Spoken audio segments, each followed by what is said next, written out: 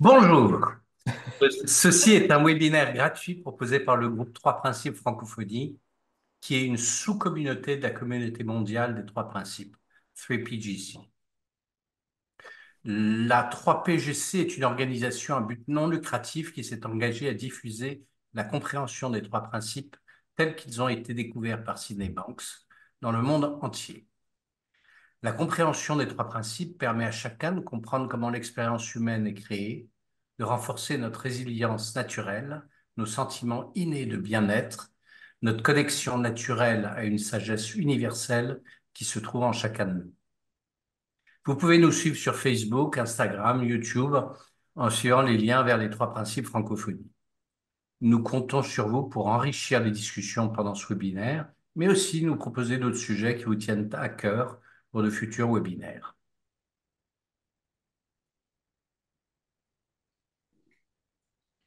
Bravo.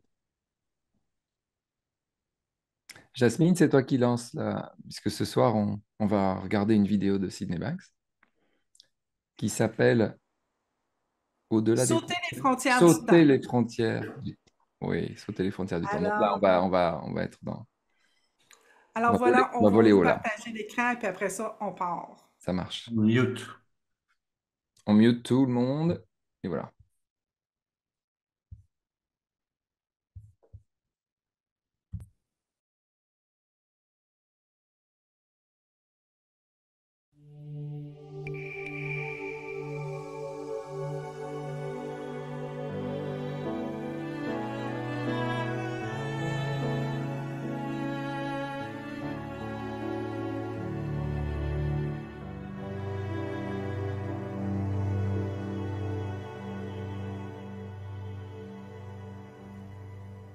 So this morning again, let's go back into the three principles: mind, consciousness, and thought.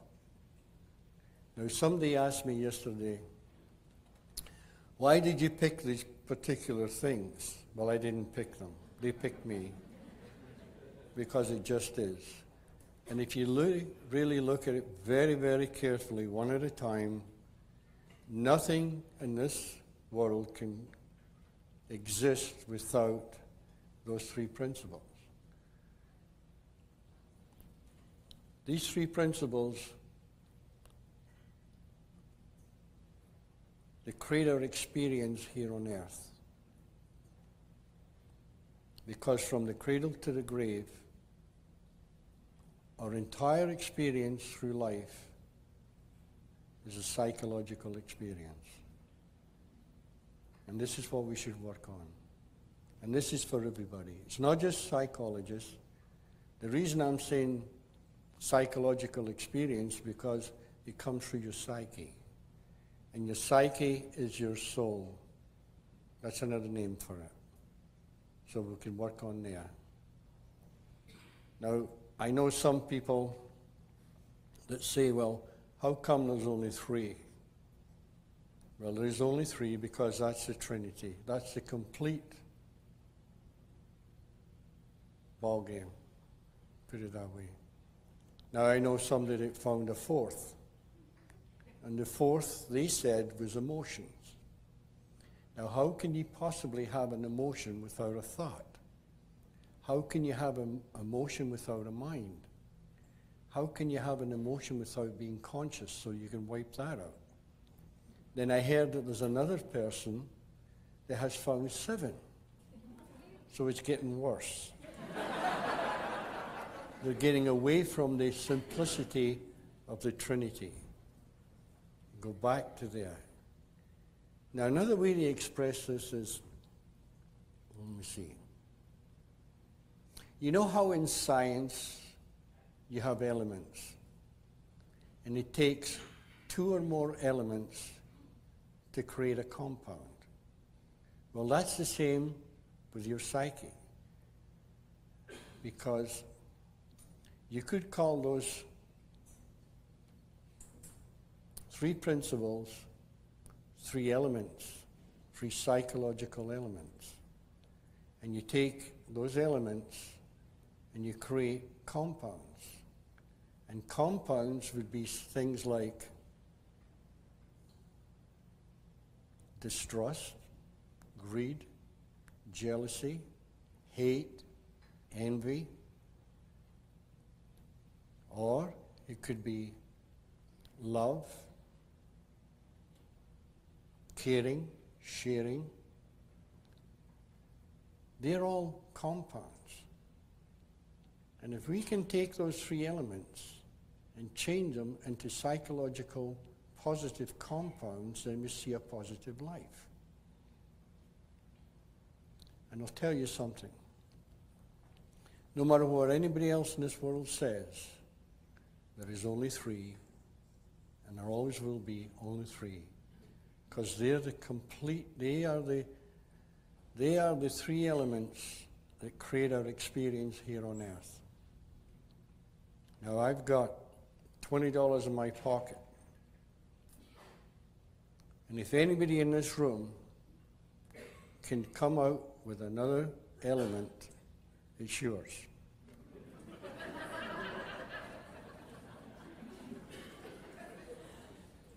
Now I'm a Scotsman.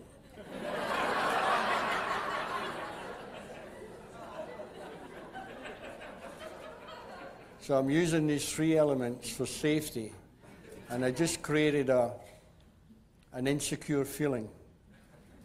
I've changed my mind. I'll give you $1.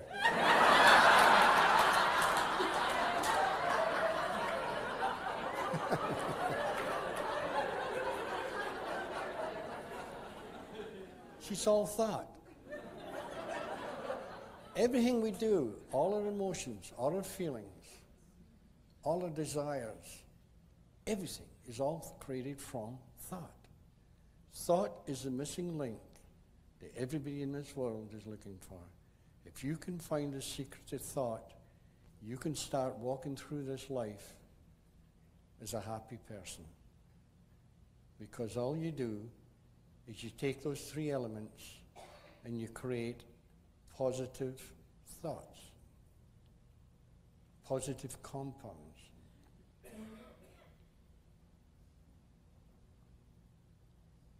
Well, I was taking a risk there, wasn't I? $20.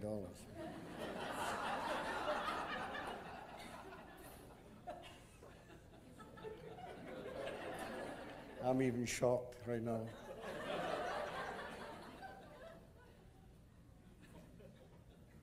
Now, if you can take those three elements, mind, conscious, and thought, and explain it to people, how their thoughts lead to their reactions in life, then you can save a human being.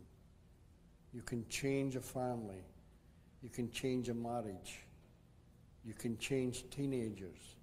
You can change anybody in the world if they hear even a little bit of the secret of mind, consciousness, and thought. You can, right now, you can forget all about mind and all about consciousness. And let's just work on thought. Thought alone will do it. Because remember, thought, consciousness, and mind are all the same thing. So just change your thoughts. And if you leave this, I see right now everybody's in a very, very happy mood. Because within yourself, you must have heard something to put you in a better mood. And a better mood is an elevation of consciousness. That's all it is. And when your mood changes, your consciousness has dropped to a lower level of understanding. And if you see that happening, please don't try and figure it out. You'll just waste your time. All you have to do is to realize your thoughts have dropped to a lower level of understanding. Only your thoughts. And when that happens, you go back up to where you started. It's always thought. You know, that happens with me too. I drop in a level of consciousness, and sometimes I get a little bit put off at somebody or something. And I have a great guide, it's Judy. And she'll say, Sid, remember what you preach? And I'm back to thought again, and it's gone. Because it's It's these three elements that weave the life that you're going to lead. And I don't care what you do for a living. I don't care who you are, what condition it is. If you can take those three elements and find out how they work, your life will change. Your life will change to the better. That is an absolute.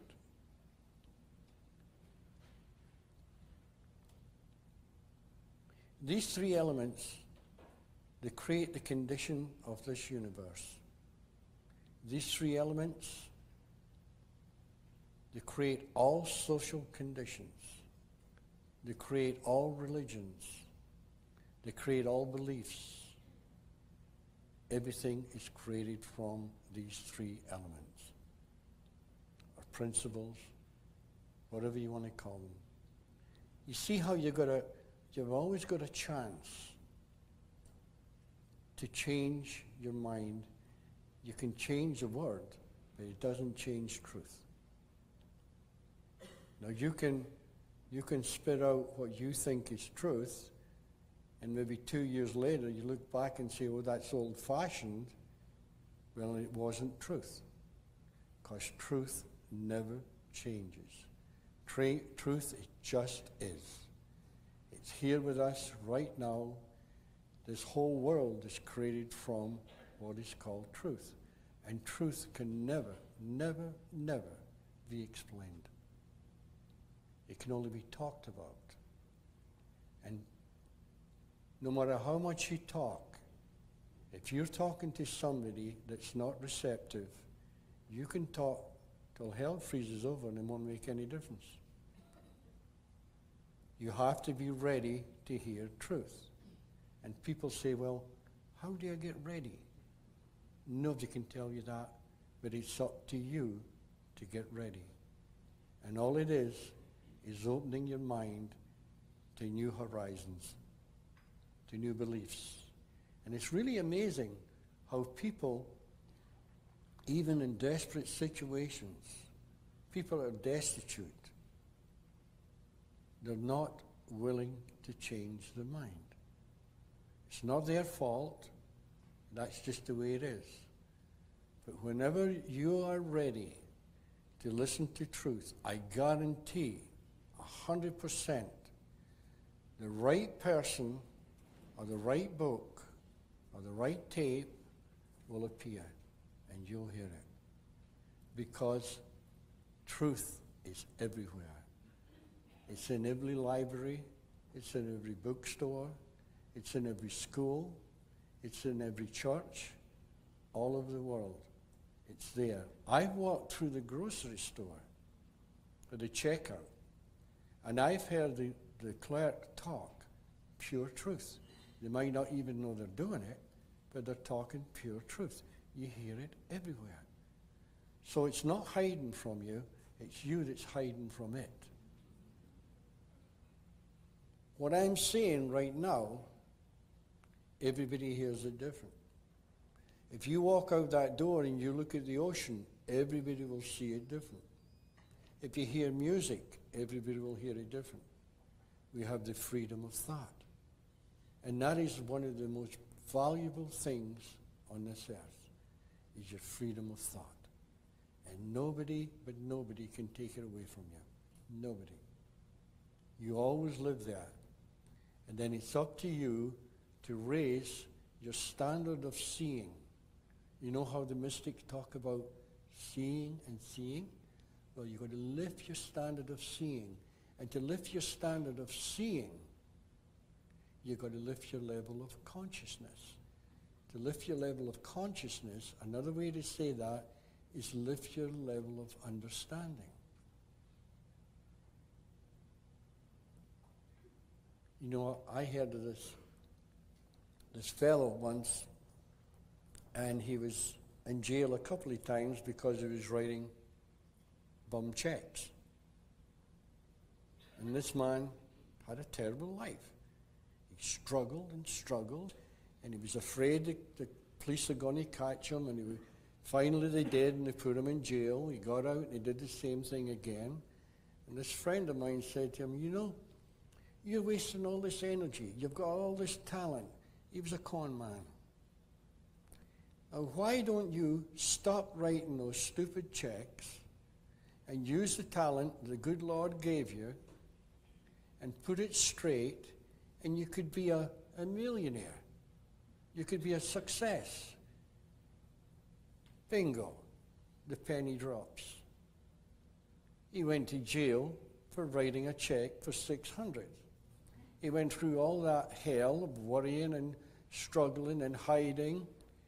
Now, if he'd done it legitimately and used his free will and these 3 principles that he was born with, he could have put it into a positive direction. And instead of making 600, he could have made goodness knows how much money. But he didn't see that. He was lost. He was innocent. He was lost. And lostness is innocence. And that's when you start to talk as therapists to people, or preacher, or no matter who you are. If you start talking to people, you have to see beyond their words. And sometimes when you listen to somebody, you hear deeper than you've ever heard before. This is where you'll see the innocence in the person. We all go astray, one way or another. We get envious, we get jealous, we get spiteful. You take those 3 things, trace them. Where would it lead to? They will lead to you never having peace of mind. Because no matter where you go, there'll always be somebody better than you. There'll always be somebody wealthier than you. There'll always be somebody more talented than you. And if you live in that state, all your life, you're walking through this world and you're envious, you're jealous, you're spiteful, you're hateful. And you have to, your mind gets all churned up. And you go through what is called hell.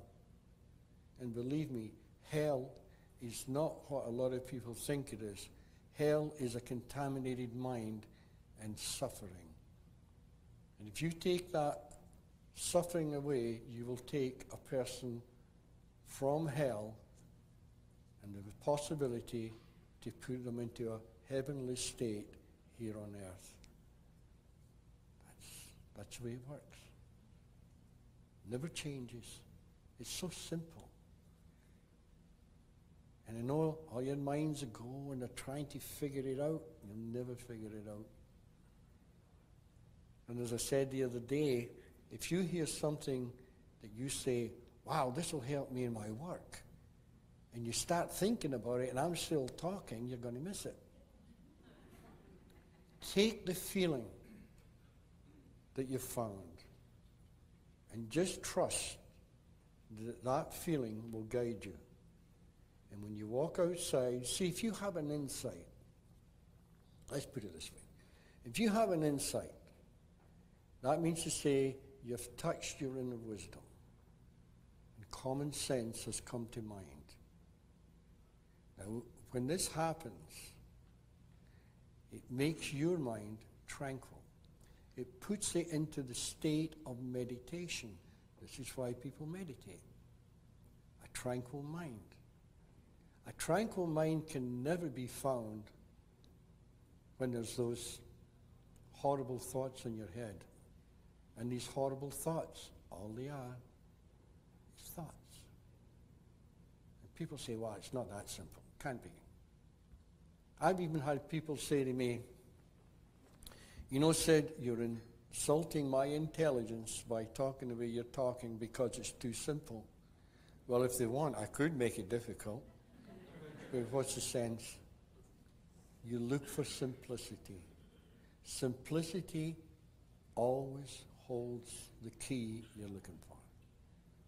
And that key that opens the door to wisdom is what you would call divine thought.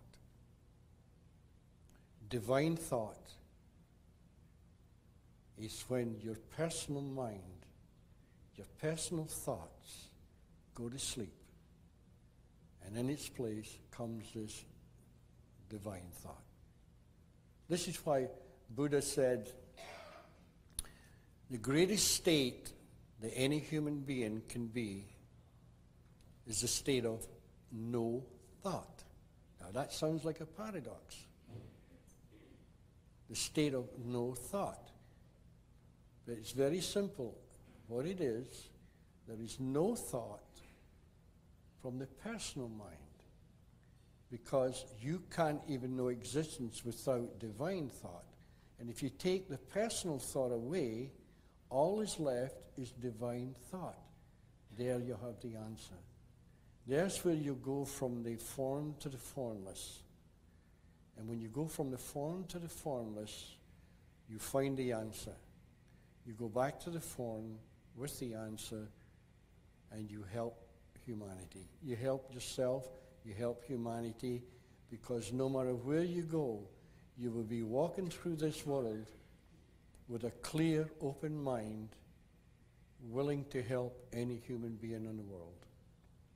And just being you would help humanity. So always try and do your best. Always try and help people. Always try and understand people. Always try and have some compassion for people. And I know sometimes it's difficult because your patience is stretched to the limit. You know, you're saying to somebody, don't hit your head against that wall. You'll really hurt yourself. And they'll say, I know that, and they keep hitting themselves. You've got to put it into action. Thought on its own is completely neutral. Consciousness on its own is completely neutral. Mind on its own is completely neutral. It's what you, with your free will, do with them that puts life into it. And whatever you put into those three principles, it will create your reality. This is why the mystics of the world throughout time have always talked about separate realities. We all live in separate realities. And you have to realize this and accept this. And the idea of life, you see, you're born purity of thought, purity of mind. The second you're born, you see the physical reality. That physical reality is the contamination. That's why the ministers, the priests, they'll tell you that there's no such thing as a human being being perfect. Only God is perfect. Because God is the universal intelligence of all things before the contamination of human thought. So never look for perfection, because you'll never find it. And a lot of people say, well, I had those evil thoughts, I had those bad thoughts. A thought is useless unless you put life into it. And if you can take this, if you get a bad thought, as long as you don't react on it and put it into action, it doesn't do anybody any harm. Because it's completely neutral.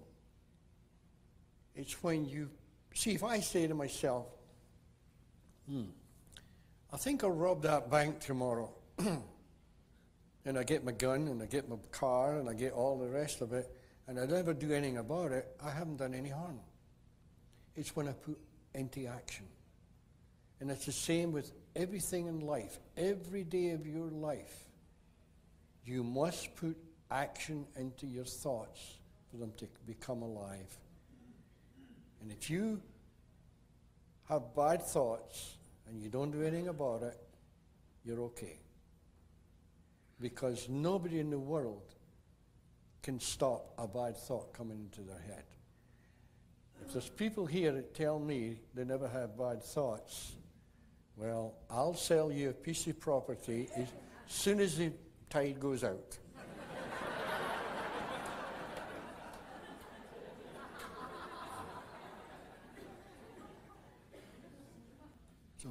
Any more questions, please? Could you please give your thoughts on the relationship between awareness and mind, thought, and consciousness? We're using two words there. Awareness and consciousness. They're the same thing, with different words. So what you're actually saying is, how can you explain awareness with awareness? They're both the same thing. Don't get caught up in words.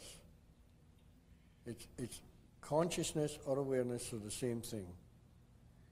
Consciousness, awareness, and understanding are the same thing. There's three words meaning the same thing. Consciousness, awareness, and the ability to understand are the same thing. Consciousness is just an understanding. It's a level of understanding. Now, we all live on different levels of understanding. There's that separate reality again. We all live in separate levels of consciousness. See, I'm saying the same thing. Remember the other day I said it's really boring because we're saying the same thing? Go beyond the word. Listen for a feeling, and you'll understand. You must go beyond the word. The word has nothing to do with it. The word is a guide. Now you go to India and you find a wise guru or whatever, and they start talking. What they're doing is they're pointing the way. You go to church and you listen to whoever you're following, whether it be Christ, Buddha, Allah, I don't care. They're pointing. And they're saying, this is the way. This is the way. And they all say the same thing. There is only one way. And that one way may come out in a different form, but there's always one way. And the one way is to look within. Because that is the only way you will ever find wisdom. Is to look within your own consciousness, your own self, your own soul, because your own soul is pure consciousness. Your own soul, really, in reality, is what a lot of people call God. That's why a lot of people say, I am that which I seek. And when you can find the secret to that, you've got it. Because everybody is what they're looking for. Everybody is a divine consciousness created into a form, a physical form, walking through this physical world. Everybody, every animal, every living creature stems from mind, consciousness, and thought. Animals do the same. Animals think, they have consciousness, and they have a mind, just like you. But because you're a human being, you have the capabilities beyond the animal to go back to where you've stemmed from, and that is back into the spiritual reality before form. And before form lies all the answers. And the only way you can go back before form is to look within. Any more questions? Where does evolution come from? Universal mind is the intelligence of all things which you call God. The mortal mind is your impression of life. Let's put it that way. And it evolves. You know how they talk about evolution? They have the Darwinian evolution. And you hear the two segments of life fighting because one say no, it's not Darwinian, it's the spiritual. Well, the Darwinian evolution is just animals and ourselves growing and changing to suit whatever the environment is. Now, the spiritual evolution is the evolution of the human mind. And we evolve, we raise our level of consciousness, and we raise the level of understanding through our mind, and there is no end to this evolution. You just keep changing. You can never come to the end. And if people say, I've got it, that's it, they're joking. They're kidding themselves. And remember I said the other day, if you do have an insight, and your level of consciousness rises, that means to say you've found a new understanding of life, a different way to survey life. When you walk out that door, keep it that way, and don't go back to your old. Look at life with your newfound understanding, and when you do that, that life out there will change because you've found a new understanding. It's like when I used to look at life, I used to think life was awful. It was a pit. I just didn't like life too well. And I figured that, well, this is the way I was born.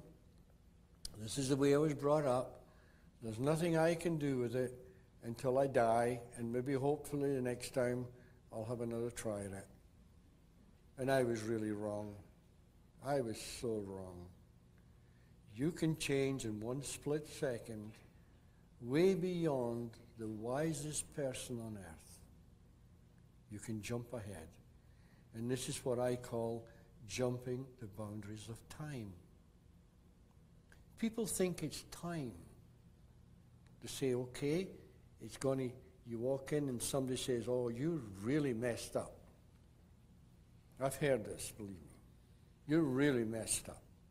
I can see at least 20 years of therapy ahead of you. In your head, you believe that it's going to take 20 years. The 20 years come and you say, hey, I haven't changed. What happened? That's not true. From moment to moment, your reality can change. And if you quieten your mind, you don't have to try. You may be walking along the road, and all of a sudden, you have an insight. Right there and then, your life, you have jumped the boundaries of time, gone on to another level of consciousness. You didn't have to wait 20 years.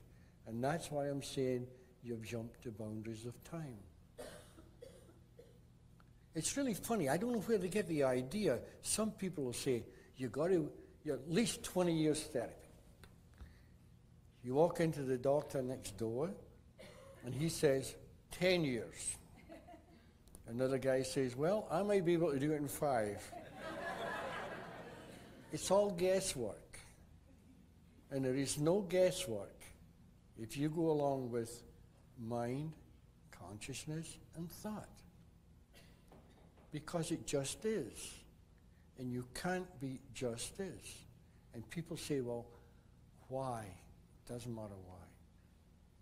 It just is. That's a simple answer, and you've got to figure it out on your own.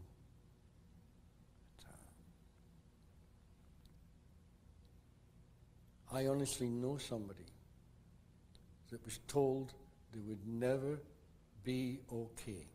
They'd never be normal because they were so mixed up, messed up from their past experiences in life. They were told 2 or 3 times they would never be normal. They'd have to be in drugs all their life. They'd have to have shock treatments. They'd have to go to the hospital every so often.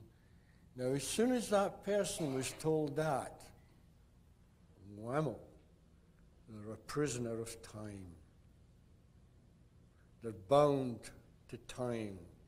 They can't evolve because their thoughts believe this. Their thoughts create their reality. Then somebody comes along and says, that's not true. You can jump the boundaries of time and find it now. And this certain person I know did that. And within a couple of 2 or 3 days, she was healthier than most normal people in this world. Way healthier. That's what's happened to a lot of the people I know, the therapists. They were just as mixed up as anybody else. No, I'm not being, honestly, I'm not being sarcastic, because they went to school and they were told this. And they believed it. And when they came out of school, they believed it so much that they passed it on to other people. Then we all got together, and these certain people, they hear something. They jump the boundaries of time. They become very, very mentally healthy because they've found their own wisdom. And only your own wisdom can take you there. Nobody else's wisdom. Your wisdom. You. Always you. It's up to you. I'm going to keep saying that. Because what you're looking for, the spiritual intelligence you're looking for, lives deep in your soul. And if you can see that, you can quiet your mind, and deep inside it comes out as wisdom. You jump the boundaries of time, you're a healthy human being, and from then on, you will help the world, just being you. Wisdom isn't taught. It cannot be taught. It's impossible. It must come from you, only from you. And that's a beautiful thing to know, because you're not a prisoner anymore. And if somebody tells you it all happened in the past, you must go back in the past and go through all that hell again. All they're doing is they're tormenting your soul. That's all they're doing. And if you can see that you're a prisoner of the past, and what the past really is, the past is non-existent. It doesn't exist. The future doesn't exist. The only thing that exists is the now. And that's why a lot of those wise people have always told you to come back to the now, because the now is all that exists. And if you can come back to the now, what you've done is release all this torment, all these bad memories. You've let them go, and you've got purity of thought. And when you get purity of thought from the now, you see with clarity, you see with wisdom, you see with love, you see with empathy for other human beings, you see their suffering. And when they're suffering, you go and help them. If you have a sister and brother that's suffering, you go in and help them. If you have a neighbor that's suffering, you go in and help them. You have the ability to understand. And it's wisdom that brings the ability to understand. And that wisdom is yours. It is you. It is you before the contamination of thought. Throw these old thoughts away from the past. Forget them. You know how they say to forgive is to forget? Forgiveness worries a lot of people. I've had people say to me, Sid, I'd come and listen to you if you didn't talk about forgiveness, because I can't forgive what my parents did, or what my uncle did, or what my so-and-so did, or this did. They just don't get it. That they're living in agony because they're hanging on to those thoughts from the past. The thoughts are not real. They're only an illusion in time. Let them go, then all of a sudden, out there is a different world. You look at your children, you see them different. You look at your spouse, you see them different. You look at humanity, you see it different. Everything is different because you've dropped all the contamination from the past. You realize what it is.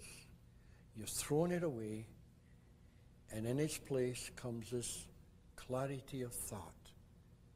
And with clarity of thought comes the wisdom to guide you through life.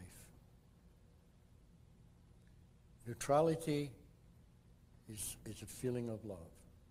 Now, a lot of people say, wait a minute, I'm in love, but I'm not neutral. But that's not what I'm saying.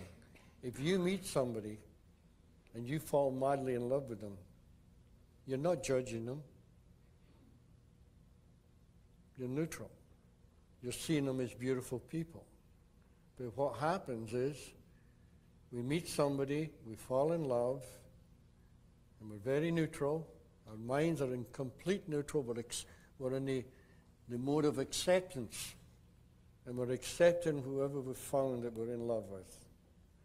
And you get married. Then the problems start, even before that. You start judging. And this love starts to dissipate because you're in the mode of judging.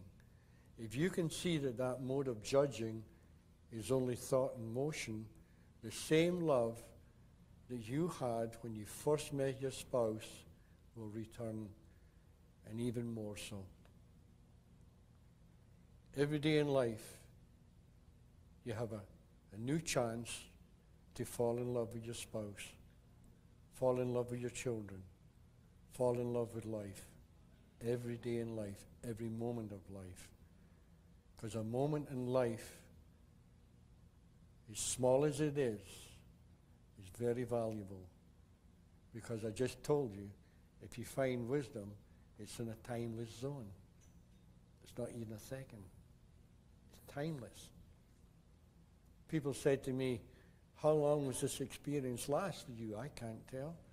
I can only guess. Maybe 5, 6 seconds, if that. But when you're in that, when you find wisdom, you're in a state of no thought.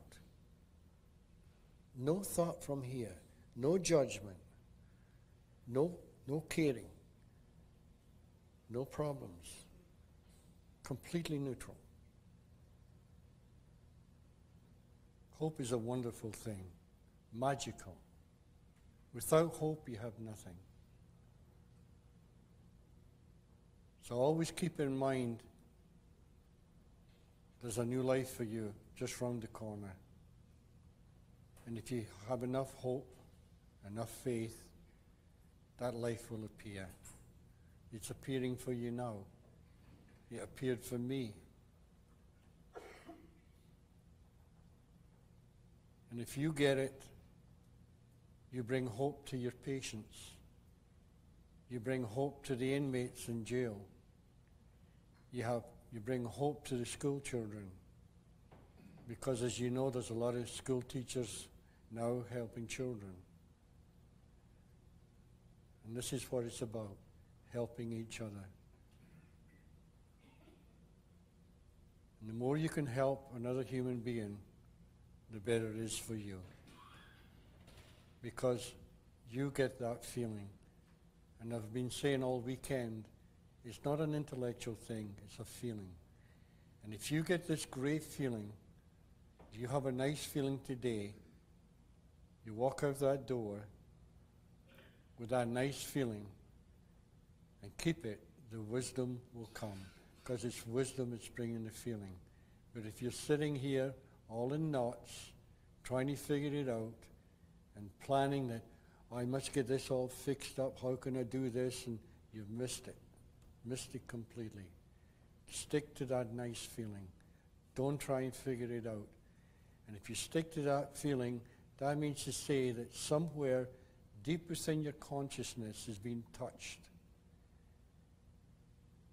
And that's the idea, is to touch somebody deep in their consciousness, deep within their soul, bring them hope. And if you can do that, you'll be blessed. thank you very, very much for coming. And maybe, God willing, we're still alive. We'll see you next year. Thank you.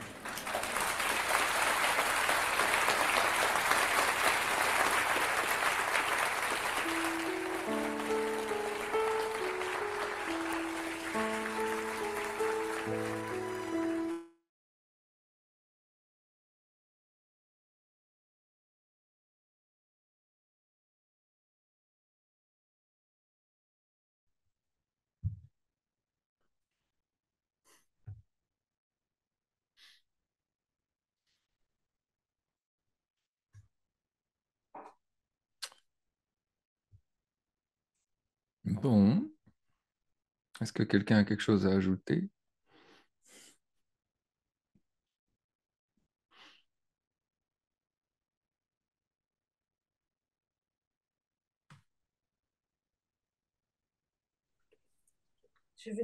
J'aimerais dire que j'ai adoré la blague de Sid quand il parle de son héritage écossais. C'est, et c'était bien, c'était habilement fait, puis il se moque de lui et c'est tout en son honneur. Et moi aussi, j'ai du sang écossais. Donc, ma maman me disait que il se moquait de moi parce qu'elle me trouvait très pingre.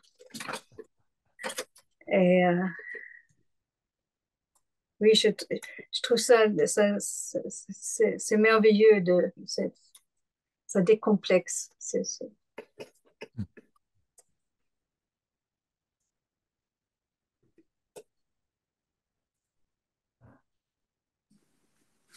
J'aime beaucoup sa simplicité, son authenticité, sa présence. Et c'est vraiment sont vraiment des éléments qui permettent aux gens euh, d'aller au-delà de leur struggle.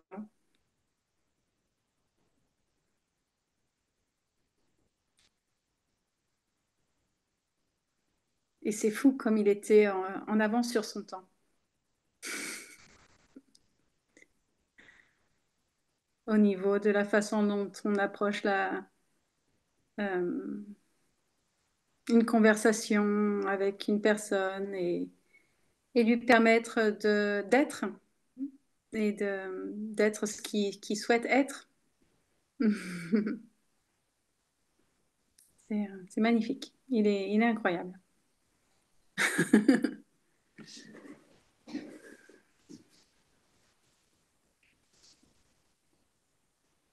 Comme c'est une exploration, une des choses qui m'a touché un petit peu en écoutant Sid, c'était quand il parlait de notre âme, qui est la conscience pure.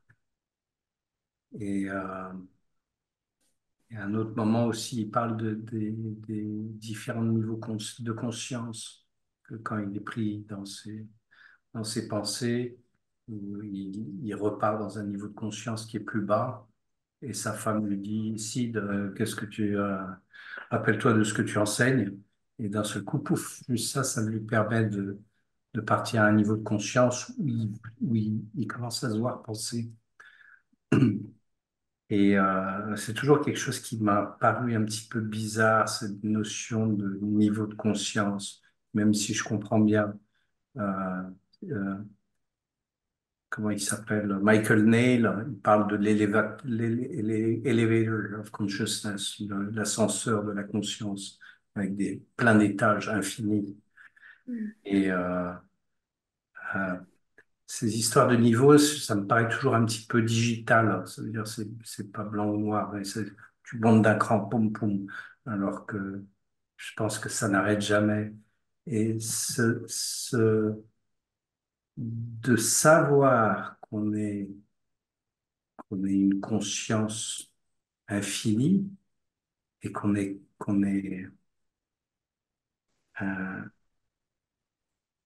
c'est la conscience avant qu'elle soit contaminée par nos propres pensées.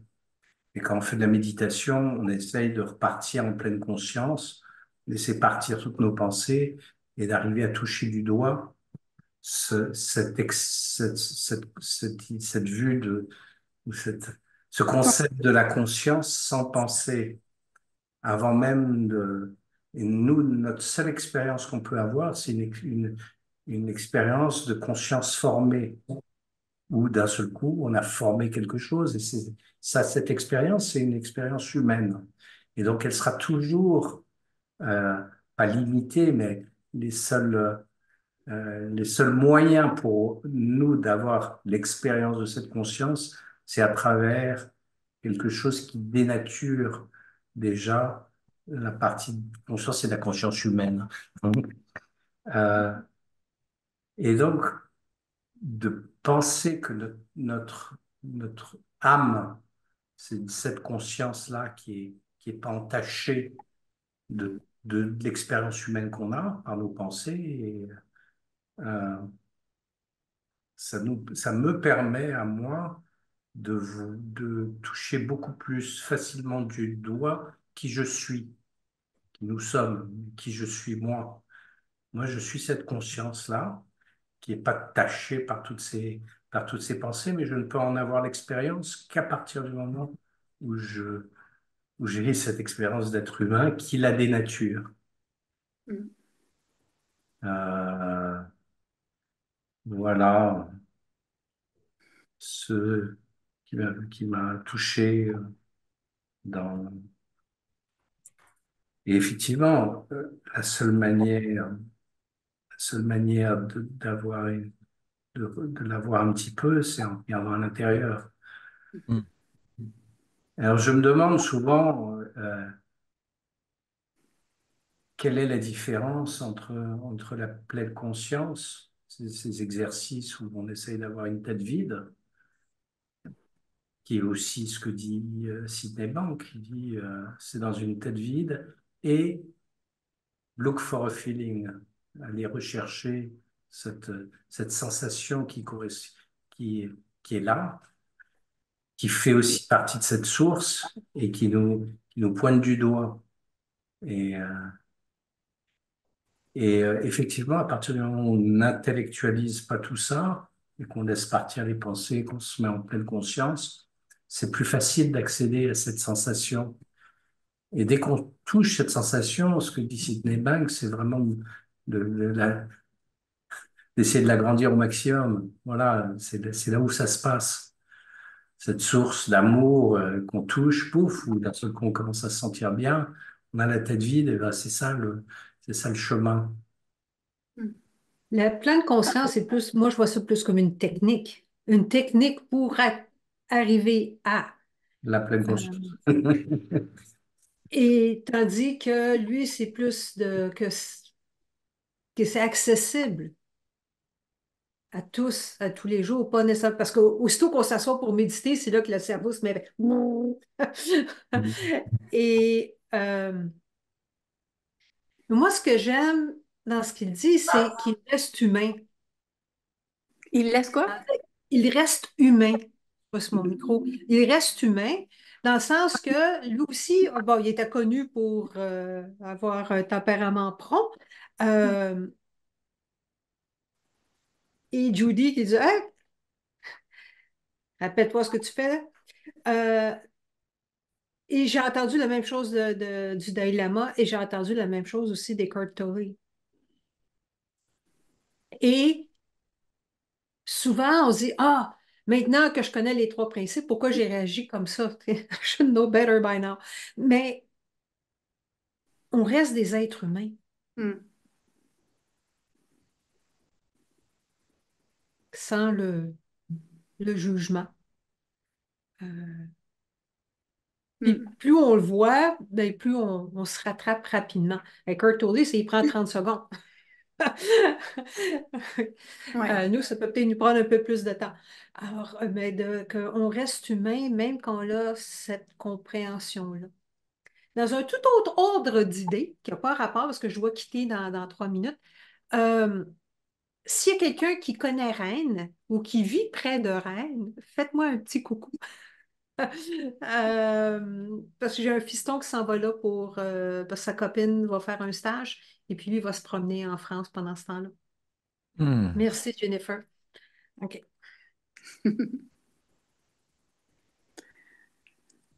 Cinnabon disait It's all in the feeling. Hein, follow your bliss.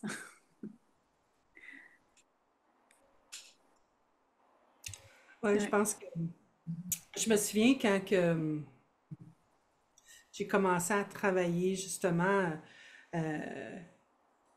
pour moi, ça a été des pensées tu sais, c'était comme, j'en avais beaucoup. Fait que quand je commençais à voir toutes les pensées, euh, j'étais comme, alright, j'ai réussi.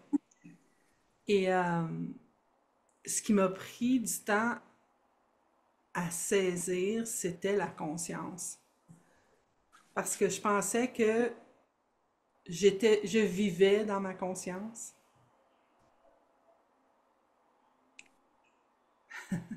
Mais je pouvais voir une pensée et c'était quand tu vois ta pensée, c'est là que tu es dans ta conscience. Et quand je voyais la pensée, là, je me mettais tout de suite à la juger. Et donc, je rajoutais des pensées. Fait que là, je me disais, mais là, je suis dans ma conscience. Tu sais? Fait que là, je disais, je suis tout le temps dans ma conscience. Mais c'était pas vrai du tout. J'étais tout le temps encore dans ma tête. Et c'est ça la subtilité Mm. qui est présente. C'est comment le voir, comment saisir, dans le fond, la conscience, tu sais. Et j'aime beaucoup ce qu'il disait dans ceci, où ce que il disait un espace de no thought, pas de pensée. Et c'est un malentendu de croire que cet espace-là Mm. a pas de pensée. Mm. C'est pas ça qu'il dit. C'est dans le fond d'être capable d'être dans l'espace où ce que tu les vois. Et comme il dit, bye Martine, tu les vois, hein, mais pour pouvoir la mettre en vie, il faut que tu y mettes de l'action. Fait que quand on est capable de rester dans un espace où ce que on est vraiment en paix, on est dans le feeling Mhm. paisible et de juste les voir, je pense que c'est cet espace-là dont il parle, qui est l'espace de no thought. T'sais. Et donc, c'est ça. C'est ce que je vois, que j'ai beaucoup aimé dans ça, de qu'est-ce qu'il disait. Parce que je suis capable de voir, étant jeune, comment j'évitais la chicane, par exemple. Tu sais. J'aimais pas ça étant. S'il y avait de la chicane, je me sauvais. Puis là, je me suis fait dire, ah, tu vois, toi, Jasmine, tu évites tout, tu n'oses pas, tu sais, comme, mais ça, je me faisais dire ça, et puis là, je le croyais, puis là, j'attachais la pensée de, ah, ben, moi, je suis pissou, ou moi, j'évite les choses, et j'ai grandi avec ça. Pour, après toute l'étude que j'ai faite, les explorations que j'ai faites là-dessus, c'est comme, je m'en retourne là, c'est là que je vais. Là, c'est comme quand j'ai une mauvaise pensée, puis que je me vois rentrer dans le bad feeling ou dans le sentiment qui me fait sentir mal, je m'en vais. Ça me sert à rien de le faire. Quand dans le passé, je voulais pas être connue comme la fille qui évite, right? Fait que là, j'y faisais face, tu sais. Mais ça me faisait juste me maintenir dans un pas bon sentiment. Et c'est tellement plus paisible de vivre là puis d'être capable de le reconnaître. Fait que c'est ça que j'ai entendu dans ce qu'il a dit, tu sais, que tu peux sauter les frontières du temps, c'est que dans le moment, c'est comme tu le regardes. Est-ce que ça te fait sentir mal? Oui. OK, why? Pourquoi y aller, tu sais? Why go there? Fait que c'est ça, c'est ce que j'avais à dire. Tu peux y aller, Hervé.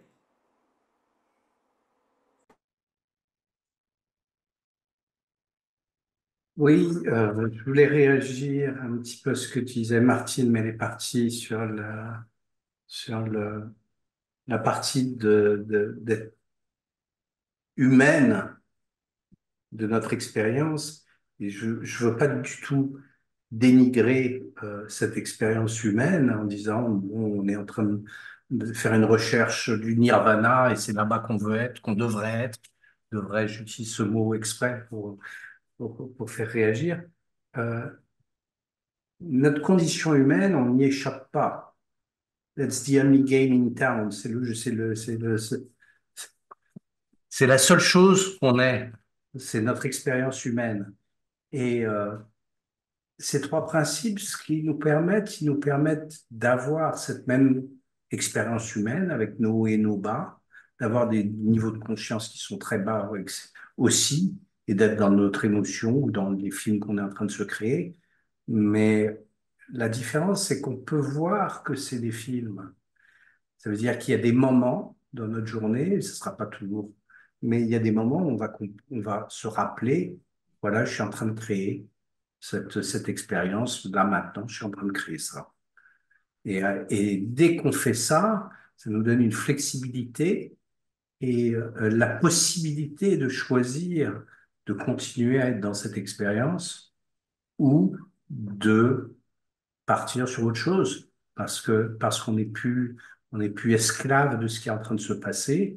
On a cette compréhension qui nous libère et qui nous donne du choix dans le moment présent, de suivre l'expérience ou d'aller ailleurs. Et, et, et donc, on a exactement la même expérience, sauf qu'on a ce choix en plus et cette compréhension de comment on la crée. Et ça fait toute la différence. C'est un tout petit truc, ça fait toute la différence dans notre, euh, dans notre expérience humaine.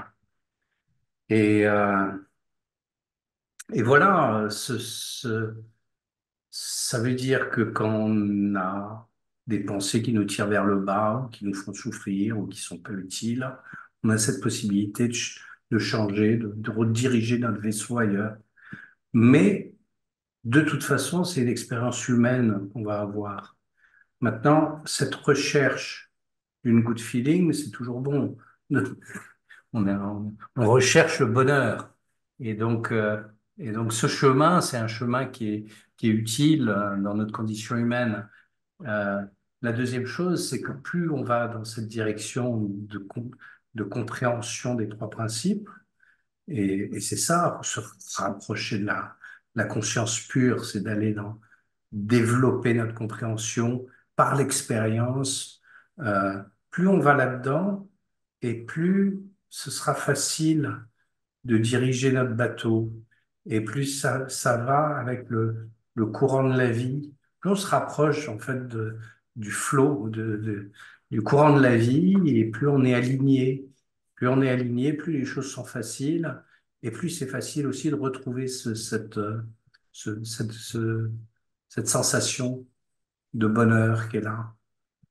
Donc voilà, c'est pas du tout binaire, c'est pas blanc ou noir, c'est petit à petit, en approfondissant cette compréhension, qu'on est plus agile dans la vie, plus agile, on se sent mieux, il y a tout un tas de choses comme ça qui se passent. Aussi notre relation à l'autre, qui est la seule chose vraiment importante dans la vie. Si on est tout seul sur la Terre, c'est pas très gratifiant. Euh, la relation à l'autre est transformée par notre compréhension. Elle est profondément euh, transformée dans l'écoute, dans le lien à l'autre, et, euh, et ça vaut de l'or. C'est, c'est pas juste moi, moi et comment je me sens, etc. C'est vraiment la relation à l'autre. Et c'est la chose la plus importante qui est dans notre expérience humaine, je pense. Je vais me taire et laisser le livre s'exprimer. Je voulais pas te faire taire, surtout. Euh, Tu viens de dire quelque chose qui est vraiment au cœur de l'expérience que moi je fais depuis peu de temps, depuis que j'ai rencontré ces trois principes. Et c'est la question de la relation à l'autre. Moi, j'ai vécu les plus grandes parties de ma vie relativement. Je n'étais pas un sociopathe, mais je veux dire, socialement, j'étais un ours. J'avais peur des gens. Et la seule relation qui comptait pour moi, c'était l'intimité. Et éventuellement, avoir une relation avec une seule personne à la fois. C'est-à-dire, c'est juste, j'aimais bien l'idée d'être avec une personne. Et comme Georges Brassens, je disais qu'à partir du moment où on était trois ou quatre, on était une bande de cons. Et parce que la relation à l'autre, quand l'autre est ton miroir et que tu es son miroir, c'est là où ça se passait. Mais j'avais beaucoup de difficultés à avoir de ce genre de relation avec d'autres personnes que la personne qui était dans mon intimité. Et, ce que les trois principes m'ont apporté, c'est complètement hallucinant. C'est des centaines et des centaines d'amis. Mais pas des amis au sens où on dit ah oui, c'est un ami, je le connais. Non, c'est la rencontre avec l'autre quasiment instantanée et très profonde, où on va pas se demander est-ce qu'on aime Bach ou est-ce qu'on aime le foot ou est-ce qu'on aime. Non, on se reconnaît. Et ça, c'est vraiment le truc qui continue de moi de m'émerveiller absolument dans cette. Enfin, c'est le résultat que ça a eu sur moi, un des résultats les plus spectaculaires. Il y a plein de choses dans cette vidéo que j'ai beaucoup, beaucoup aimé. Et il commence par un truc qui est très polémique, si on le relève. Il dit, la vérité ne change jamais. Et moi, je suis de plus en plus exposé sur les réseaux sociaux et j'ai plein de gens qui viennent débattre. On vient débattre. Est-ce que... Ben non, mais c'est ta vérité, mais c'est pas la mienne, etc., etc. Et c'est extrêmement difficile d'être dans la position où je me trouve et où je dis, mais moi, je vois ça comme la vérité, donc tu peux toujours me dire que c'est pas comme ça que ça marche, mais c'est pas là-dessus qu'on va réussir à avoir un échange. Parle-moi de ton expérience, mais essaye pas de me faire changer la mienne. Et, euh, et c'est quelque chose là aussi où les trois principes, quand on les voit, on peut plus ne pas les voir. On les voit tout le temps. C'est tout ce dont vous avez parlé. Je suis d'accord avec tout ce qui a été échangé ici. Il y a un truc, Hervé, sur lequel que j'ai noté. Je ne dis pas que je ne suis pas d'accord, je dis juste que je vois peut-être les choses un peu différemment par rapport à ce que dit Sydney Banks. Tu as dit des mots. Alors, lui, il utilise le mot contaminé, pensée contaminée. Et toi, tu as ajouté des mots qu'il utilise parfois, dénaturé ou taché. J'ai un petit souci, moi, avec ces mots-là, parce que je trouve qu'ils ont un côté culpabilisant. Ça rend l'impression qu'il y a quelqu'un qui a fait quelque chose de mal. Mais après, tu en as parlé, évidemment, il n'y a personne qui a fait rien de mal. Et Sydney Banks, le truc sur lequel il appuie sans arrêt, c'est l'innocence. Et en même temps, le libre arbitre. Ce qui peut paraître un peu paradoxal aussi, parce qu'on dit, ah bah, si on a le choix, alors où est-ce qu'on est innocent? Parce que c'est le choix qu'on va faire qui va faire que... Mais en fait, on est toujours et tout le temps absolument innocent parce qu'on fait toujours les choses en fonction du niveau de conscience où on se trouve et des croyances qu'on a. Et on pense toujours qu'on fait le mieux. Et c'est le cas pour tout le monde, je pense qu'il y a zéro exception. Même les gens qui sont des menteurs compulsifs, ils pensent que c'est ça qu'ils doivent faire. Donc il y a une innocence presque primordiale de l'être humain. Et dans cette innocence-là, c'est là que moi, en tant qu'être humain, je peux me pardonner. Et quand je me pardonne, j'ai accès à l'amour de moi. Et quand j'ai accès à l'amour de moi, c'est fou ce que la vie change. Et c'est ça aussi que Sydney Banks est venu m'apporter.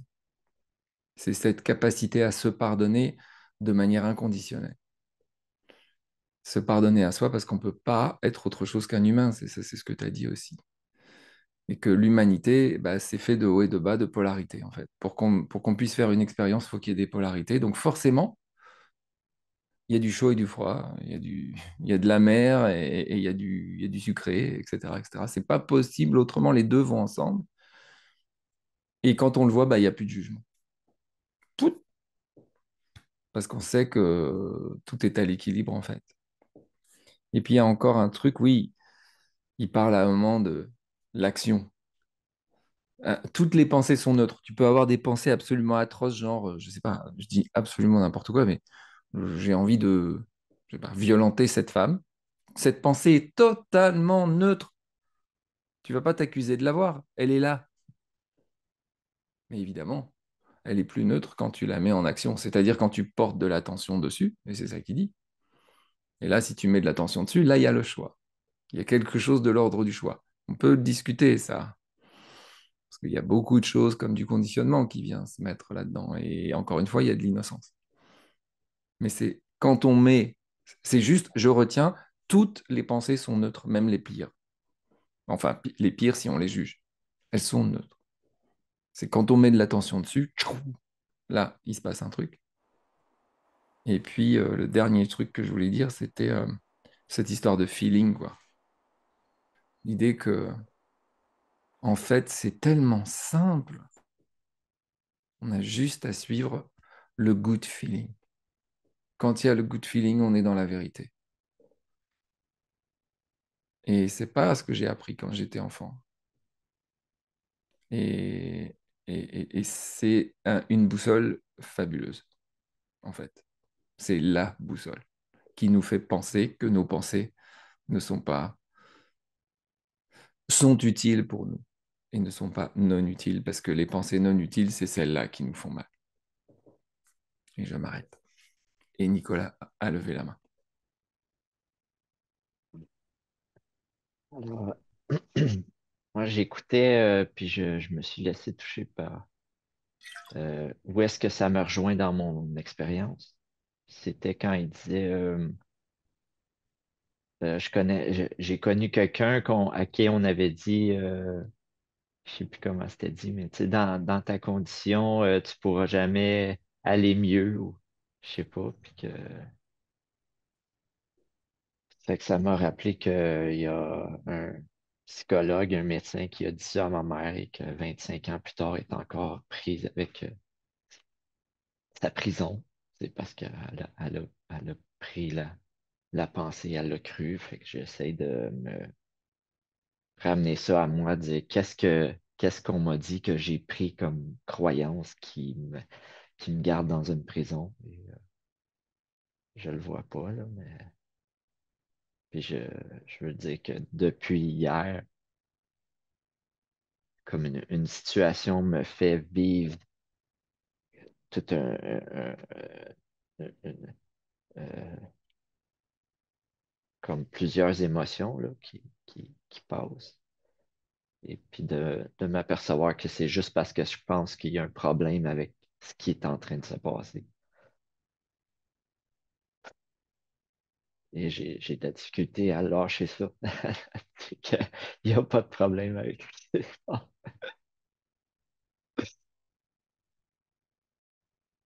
Et encore, ben, que le livre, tu parlais d'innocence, c'est la croyance qu'il faut que je fasse quelque chose avec ça, que ça dépend de moi, que, que c'est moi qui ai le pouvoir de faire que ça change, ou je sais pas. Mais ce qui m'a apporté de l'ouverture, de la légèreté dans ce que Sid disait, c'est quand il a dit qu'on a toujours la liberté de penser. Fait que ça change pas. Ça, c'est la capacité de revenir au présent. Et, ce que Jasmine elle disait quand. Ouais. En tout cas, je perds, mais. Puis de prendre conscience que ce moment-là est précieux. Le moment que c'est précieux juste d'être là, puis d'échanger avec vous, d'écouter vos partages, d'être assis ici dans mon canapé. C'est ce que j'avais à partager. Merci, Nicolas. C'est pas évident de... C'est pas évident de pas croire cette pensée, tu sais, qu'on a qui nous donne l'anxiété parce que on veut pas l'avoir, tu sais. Si t'es en train de te dire, il y a un méga problème ici, il faut que je fasse quelque chose, ben c'est dur, tu sais. J'ai du monde dans ma vie présentement qui sont en train de passer à travers un paquet d'affaires, tu sais, et c'est comme... Puis la seule chose qui me vient en tête quand ils me parlent, c'est peu importe qu'est-ce qui arrive présentement, si on y pense, on a passé à travers 100% des choses qu'on a eu peur qu'elle arriver. Tu sais, on est encore là. Fait que peu importe ce qui est arrivé, pour moi, ma grosse peur, c'était de perdre ma mère. Puis, j'étais assise à côté d'elle, à son lit d'hôpital. Elle avait la peau les os. J'ai entendu son dernier souffle. Et je suis encore là. Puis, je suis encore capable de sourire. Puis, je suis encore capable d'aimer. Puis, je suis encore... Fait que, tu sais, dans ma tête, c'est comme mon affaire, tu sais. C'est comme quand je commence à avoir une pensée qui me dit, ah, mais là, t'es faite à l'os. Ça, c'est une belle expression québécoise à tous vous autres, là. Quand je l'entends, je suis comme, non. Je la doute. Tu sais, je donne un doute à cette pensée. Là, je suis comme, attends, on va voir. Avant que je m'énerve, là, puis que je passe à travers toute l'anxiété, puis le pas dormir, puis je vais voir avant. Présentement, qu'est-ce que ça a l'air? Je respire, je suis en santé, j'ai un toit. OK, I'm good. Je vais attendre. Si ça arrive, je dealerai. Tu sais, je composerai avec peu importe ce qui va arriver. Puis, ça m'aide, moi, personnellement. Tu sais, c'est comme voir que c'est inventé, puis de faire confiance que peu importe ce qui arrive, je peux réagir quand ça arrive. Je suis pas obligée d'y penser d'avance, puis de tout planifier, c'est quoi que je vais faire si jamais ça arrive. Je peux me faire confiance que s'il y a quelque chose qui arrive, je vais réagir. Je vais faire ce qu'il faut que je fasse. Ça me donne de la paix. Et quand tu as la paix, c'est là que ton esprit peut penser clairement. C'est là que tu te ramènes dans le moment, tu es comme, OK, quand tu conduis, là, tu sais, il y a des accidents, là, quand tu conduis, là, c'est parce que tu es dans ta tête, tu es en train de payer tes billes, puis tu n'as pas vu qu'il y avait un stop qui arrive, puis là, tout à coup, oh boy, il y a un stop, t'arrêtes, il y a l'accident, c'est quand tu es dans ta tête. Mais quand tu es présent, tu es clair, tu es là, tu es capable de réagir. Ah, il y a un stop, on pèse sur le break. Tu sais. C'est juste ce que je voulais dire. Go for it, Hervé. Une des choses auxquelles ça m'a fait penser, c'est le fait qu'on est vraiment à une pensée du bien-être psychologique. Et ça, on n'en a pas vraiment conscience. Très souvent, on se dit, mon mal-être, il a mis des années, il y a toutes ces raisons qui sont là, et aller bien, ça va me prendre énormément de temps. Il va falloir que j'ai tac, tac, tac, tac, toutes les conditions du bien-être avant de me sentir bien. Mais c'est vraiment un reset. On est juste à une pensée de se sentir bien. Notre état naturel, c'est un état où on se sent bien. Et je vais faire attention à mes mots, je vais pas dire la pollution, la contamination de notre esprit qui nous tire vers le bas, un petit peu comme un ballon de baudruche. Tu vois, dans une piscine, si tu le tires vers le bas, etc., si tu lâches, l'état naturel, il va remonter à la surface. Et moi, je m'imagine ça comme un reset d'ordinateur. Tu allumes ton ordinateur, quand il n'y a rien dedans, tout marche bien. Et, euh, et vraiment, à chaque moment de la journée, on peut faire un reset. Et il y a cette habitude qu'on a tous, même quand on se réveille, de ramener dans notre tête tout un tas de pensées qui sont des pensées habituelles. Il y a notre concept d'ego. On se réveille le matin, qui je suis, ça y est. On va ramener qui je suis, toutes les pensées qui vont avec qui je suis, avec mes problèmes, mes trucs, tout ce qu'il faut que je fasse aujourd'hui. On ramène une énorme collection de pensées qui vont nous situer dans le, et après les pensées d'ego, il y a tout, ah oui, tous mes problèmes, tout ce que il va falloir que je fasse. On ramène tout un tas de pensées. Et quand on pense pas, très souvent, le cerveau, il va chercher en disant, ah, je suis pas en train de penser, à quoi je pourrais penser, pouf. Et il ramène notre problème ou notre situation ou m'améliorer, tout un tas de pensées qui sont des pensées habituelles. Et ces pensées habituelles, on a l'habitude de les penser et elles reviennent, et elles reviennent, et elles reviennent.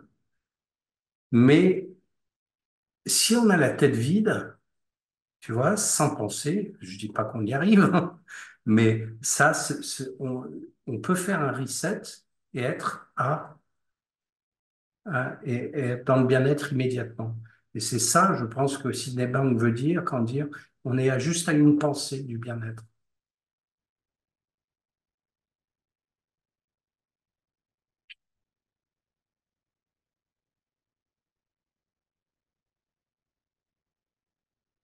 Ou une autre chose qui m'a fait tiquer, c'est quand Liv parlait de vérité, de la vérité, et puis de ses collègues qui disent oui, c'est ta vérité, c'est pas la mienne, ou j'ai une autre vérité, j'ai d'autres avis.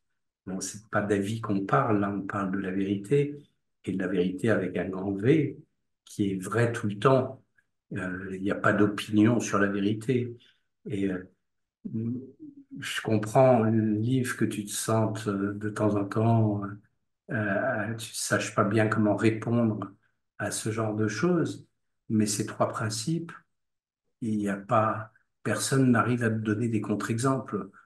Même si tu pousses ça un petit peu dans le domaine scientifique ou intellectuel, euh, c'est comme la pesanteur.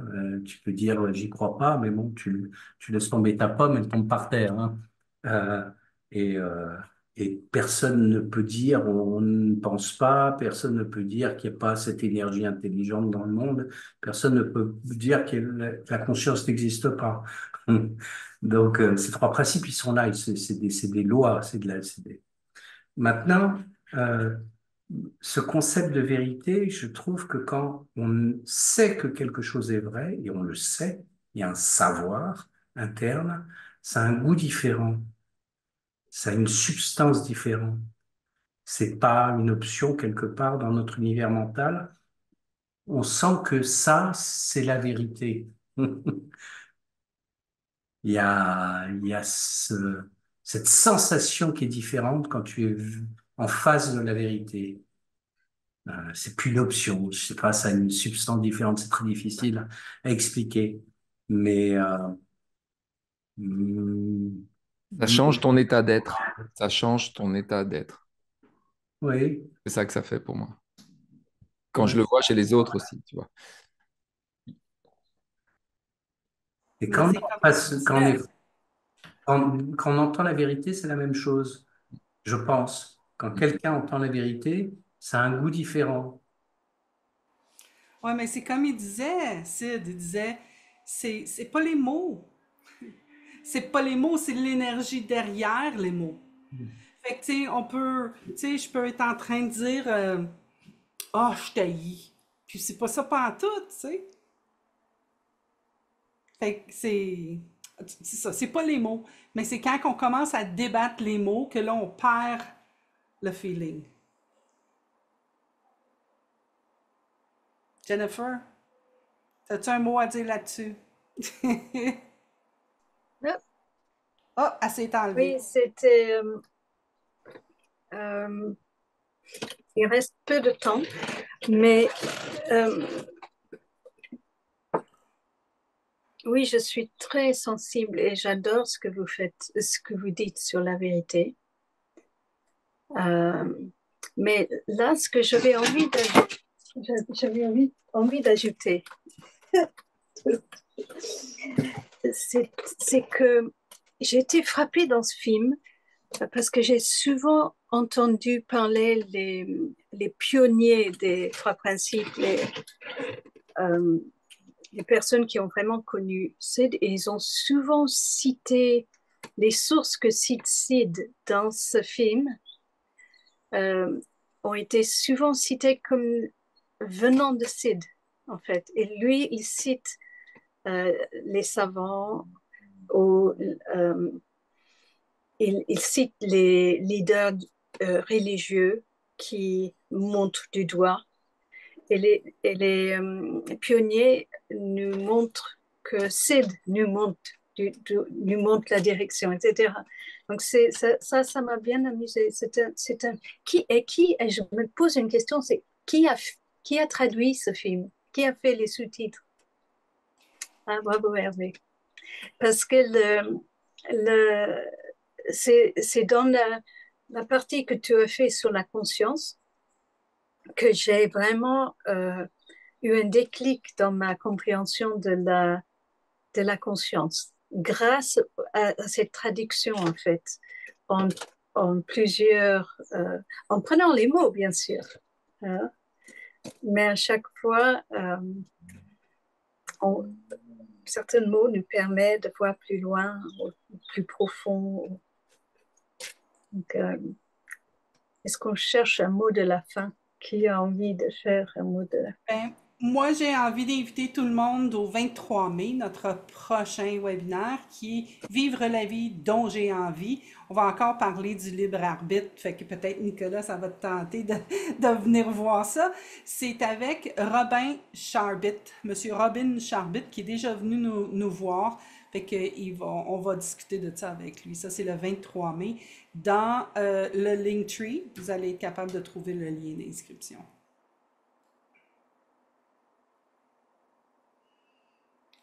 Alors, c'est ça. Fait que je vous remercie tout le monde d'être venu. On vous remercie tout le monde d'être venu. Et puis, on espère vous revoir la prochaine fois. Merci bien. Merci. Merci À beaucoup. bientôt. Merci à Merci. vous. Bye. Belle soirée. Belle Au soirée. revoir. Bonne soirée. Merci.